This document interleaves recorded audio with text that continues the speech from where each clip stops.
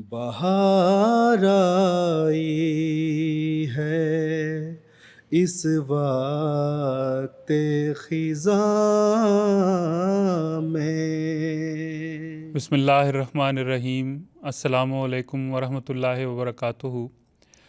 سیدنا حضرت اقدس مسیح موعود علیہ الصلاۃ والسلام کی سیرت مبارکہ پر مبنی پروگرام حیات جاویداں کے ساتھ خاکسار نجیب اللہ ایاز آپ کی خدمت میں حاضر ہے۔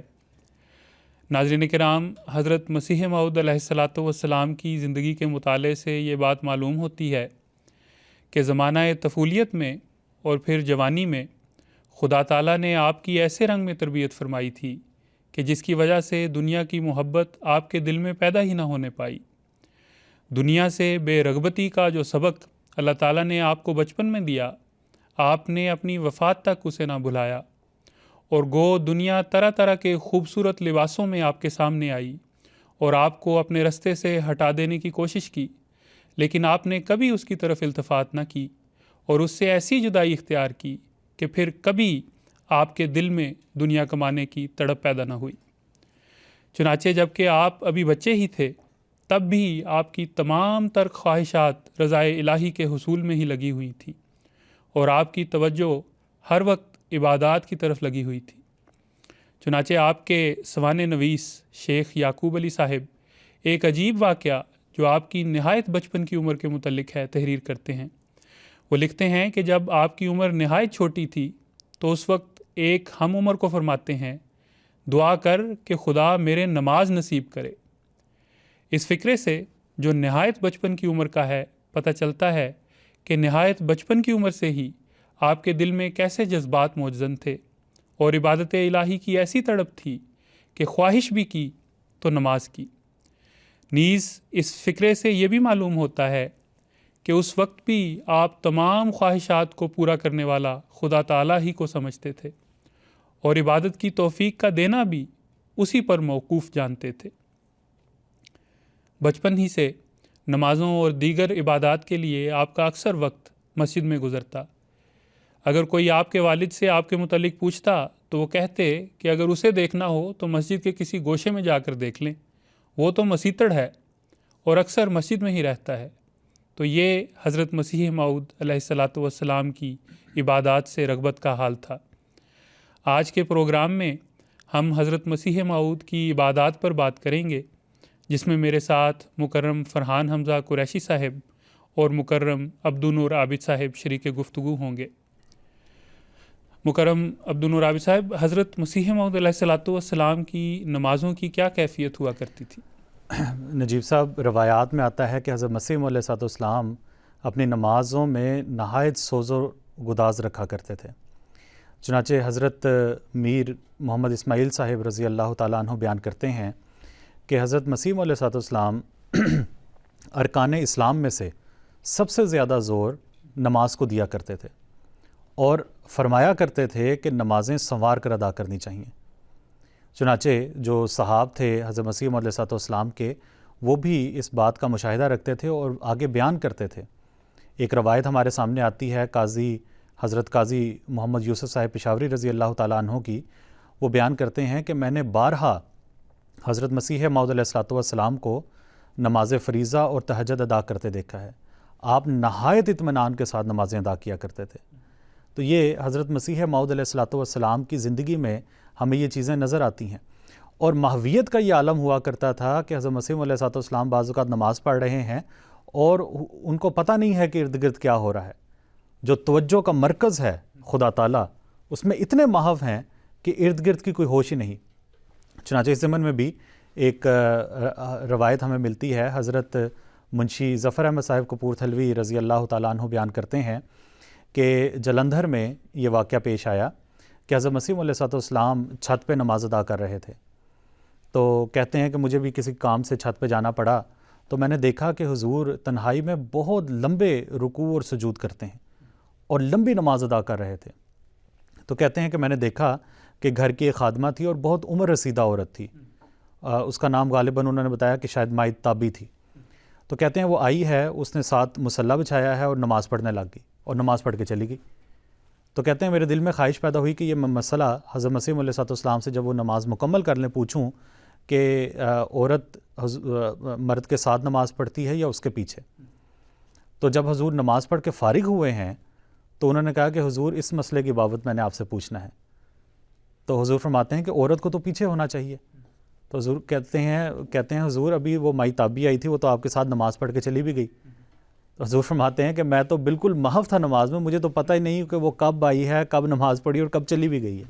تو یہ حضور کی حالت ہوا کرتی تھی.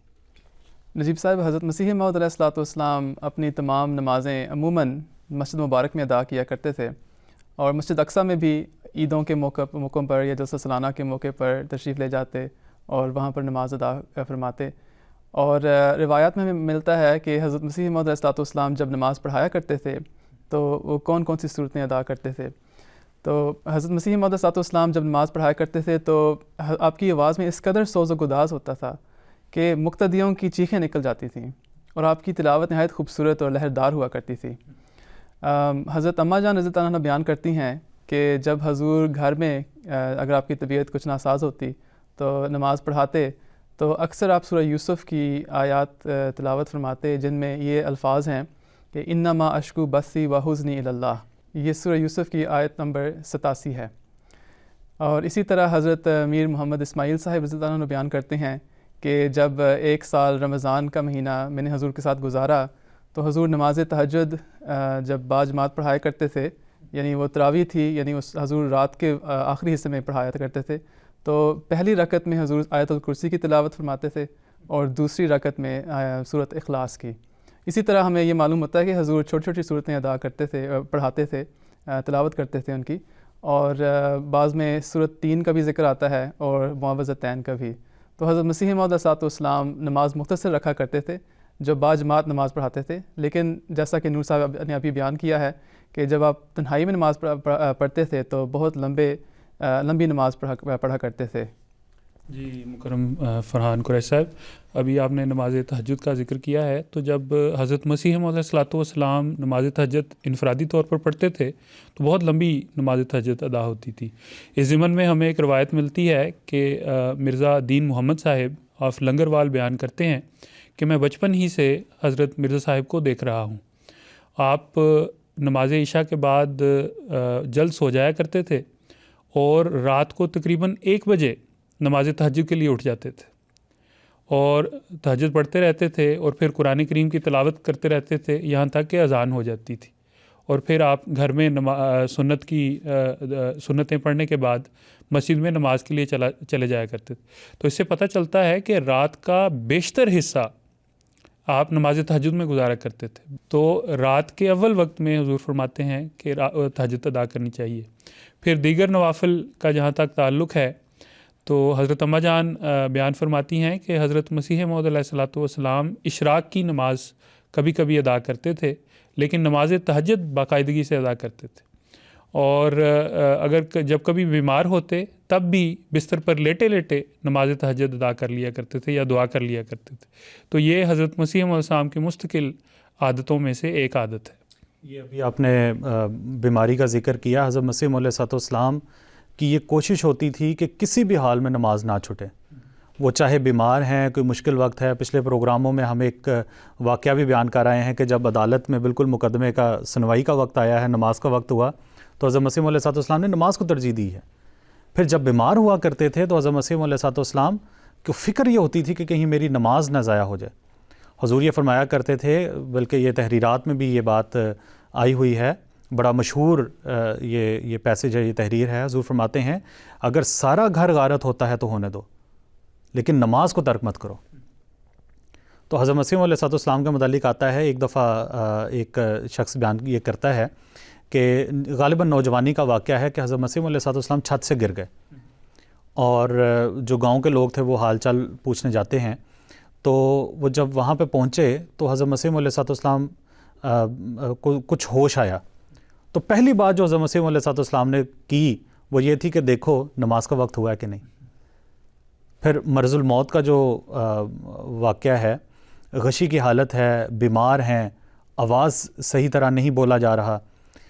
تو حضرت مرزا بشیر احمد صاحب رضی اللہ تعالیٰ عنہ بیان کرتے ہیں، انہوں نے یہ واقعہ اپنی ایک سیرت کی کتاب میں لکھا ہے کہتے ہیں کہ رات حضرت مسیح موعود علیہ السلام نے نہایت کرب میں گزاری ہے، نہایت تکلیف میں، لیکن صبح کا جب وقت ہوا ہے، کچھ ہوش آئی حضرت مسیح موعود علیہ السلام کو، تو ہم سے یہ پوچھتے ہیں کہ کیا نماز کا وقت ہو گیا ہے؟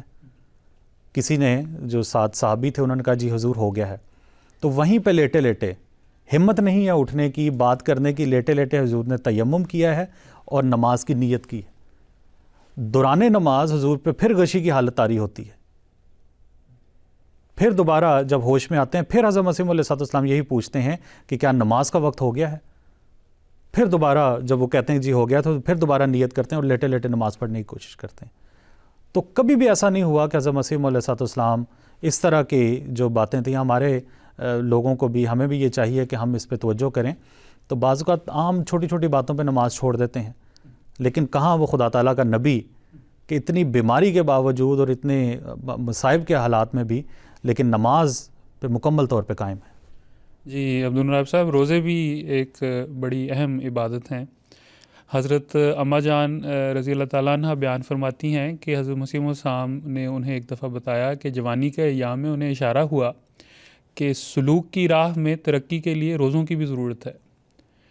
تو وہ فرماتی ہیں کہ حضرت مسیح موعود السلام نے 6 ماہ مسلسل روزے رکھے، اور اس دوران گھر سے 2 وقت کا کھانا آتا تھا.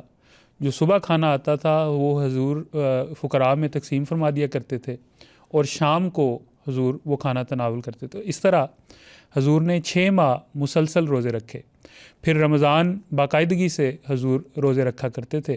اور دیگر جہاں تک نفلی روزوں کا تعلق ہے تو حضرت اماں جان بیان فرماتی ہیں کہ شوال کے روزوں کا حضور خصوصاً التزام فرمایا کرتے تھے. اس کے علاوہ جب کبھی حضرت مسیح موعود السلام کو کسی خاص دعا کی ضرورت ہوتی یا کسی خاص مقصد کے لیے دعا کرنا مقصود ہوتی تو حضرت اماں جان بیان فرماتی ہیں کہ تب بھی حضرت مسیح موعود علیہ السلام روزوں کا اہتمام کرتے تھے. اور آخری عمر تک، جب تک کہ حضور کی جو صحت ہے اس نے اجازت دی، حضور مستقل روزوں کی عبادت میں بھی اپنے آپ کو مگن رکھے ہوئے تھے.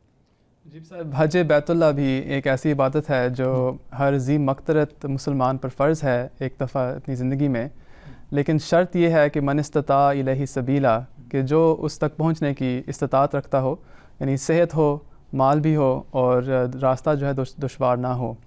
حضرت مسیح موعود علیہ السلام کو حج ادا کرنے کی شدید خواہش تھی.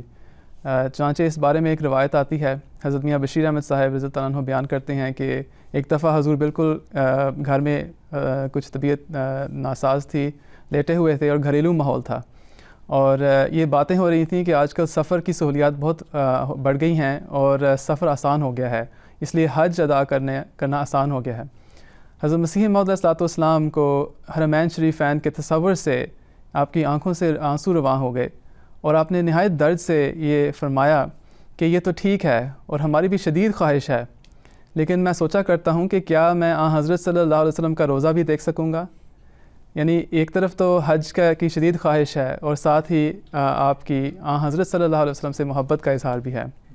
اور حضرت اماں جان بیان کرتی ہیں کہ آخری ایام میں آپ نے یہ ارادہ ظاہر فرمایا کہ حج کرنا چاہتا ہوں، لیکن جب آپ کی وفات ہو گئی تو حضرت اماں جان نے آپ کے ایک صحابی حضرت حافظ احمد اللہ صاحب رضی اللہ عنہ کو آپ کی طرف سے حج بدل کروایا، اور تمام اخراجات آپ نے خود برداشت کیے. جزاکم اللہ فرحان قریشی صاحب. ناظرین کرام، آپ نے دیکھا کہ بچپن سے جوانی اور پھر جوانی سے تادم آخر حضرت مسیح موعود علیہ السلام کو اپنے خالق کی عبادت کا کس قدر جوش تھا. نماز پڑھتے تو اس محویت سے کہ گویا خدا تعالیٰ کو اپنے سامنے دیکھ رہے ہیں. رات کا اکثر حصہ اپنے رب کی عبادت میں گزار دیتے، کیونکہ خدا کی محبت اور اس کی عبادت ہی آپ کی روح کی غذا تھی. آپ ایک فارسی شعر میں فرماتے ہیں، عاشقان روئے خود را ہر دو عالم میں دہی، ہر دو عالم ہیچ پیشے دیدائے غلمان تو. اے میرے آسمانی آقا، تو نے بے شک مجھے گویا دونوں جہانوں کی نعمتیں دے دی ہیں، مگر مجھے ان نعمتوں سے کیا کام ہے، مجھے تو بس تو چاہیے. آخر پر ہم حضرت اقدس مسیح موعود علیہ السلام کے اقتباس سے اس پروگرام کو ختم کرتے ہیں. حضور اپنی جماعت کو نصیحت کرتے ہوئے فرماتے ہیں، تم اللہ تعالیٰ کی عبادت کرو، مگر جو لوگ اپنی اس اصلی اور فطری غرض کو چھوڑ کر حیوانوں کی طرح زندگی کی غرض صرف کھانا پینا اور سو رہنا سمجھتے ہیں، وہ خدا تعالیٰ کے فضل سے دور جا پڑتے ہیں۔ تم اس بات کو سمجھ لو کہ تمہارے پیدا کرنے سے خدا تعالیٰ کی غرض یہ ہے کہ تم اس کی عبادت کرو اور تم اس کے لیے بن جاؤ، دنیا تمہاری مقصود بذات نہ ہو۔ میں یہ نہیں چاہتا کہ تم دنیا کے کاروبار چھوڑ دو، بیوی بچوں سے الگ ہو کر کسی جنگل یا پہاڑ میں جا بیٹھو۔ اسلام اس کو جائز نہیں رکھتا اور رہبانیت اسلام کا منشا نہیں۔ پس اگر کوئی اس سے یہ مراد لے کہ دنیا کے کاروبار سے الگ ہو جاوے، وہ غلطی کرتا ہے۔ نہیں، اصل بات یہ ہے کہ یہ سب کاروبار جو تم کرتے ہو اس میں دیکھ لو کہ خدا تعالیٰ کی رضا مقصود ہو اور اس کے ارادے سے باہر نکل کر اپنی اغراض اور جذبات کو مقدم نہ کرنا۔ وآخر دعوانا ان الحمد للہ رب العالمین۔ السلام علیکم ورحمۃ اللہ وبرکاتہ۔ بہار آئی ہے اس وقت خزاں میں، لگے ہیں پھول میرے بوستان میں، بہار آئی ہے اس وقت خزاں میں۔